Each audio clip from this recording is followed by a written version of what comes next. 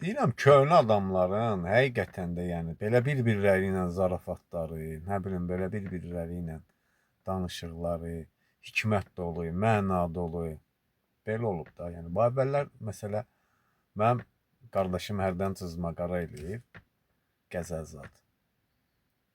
Dayım da rəhmətli incəsənəti qurtarmışdı. Azərbaycandan kənarda da çox kinolarda zətdə iştirak elədi.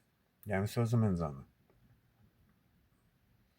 Əsl incəsənət insanı idi. Dayım bir gün gəlir qardaşımın yanına ki, bəs bacıoğlu, qəzəllərindən mənə bir 2 dənə ver. Gedim axşam bir xeyir işə çağırıblar, orada qaldırarlar mənə yəqin ki, o qəzəldən, sənin qəzəllərindən deyərəm. Qardaşım da deyir, mənim başımın üstünə, ayda verim. Götürür 2 dənə qəzəl, verir rəhmətliyə. Deyir, gələ, get.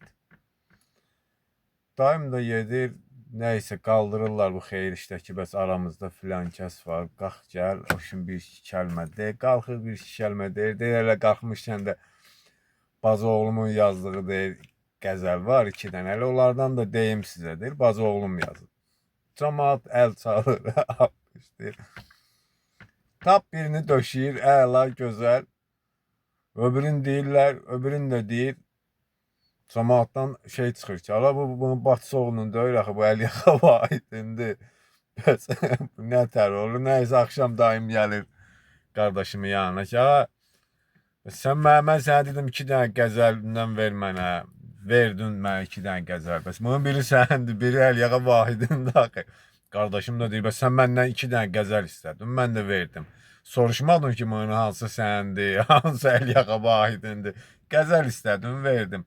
İndi sözümün canı, köhnə adamların həqiqətən yaşamları, nə bilim, bir-birinə davranışları, bir-birinə hörmətləri çox başqa olub. Allaha.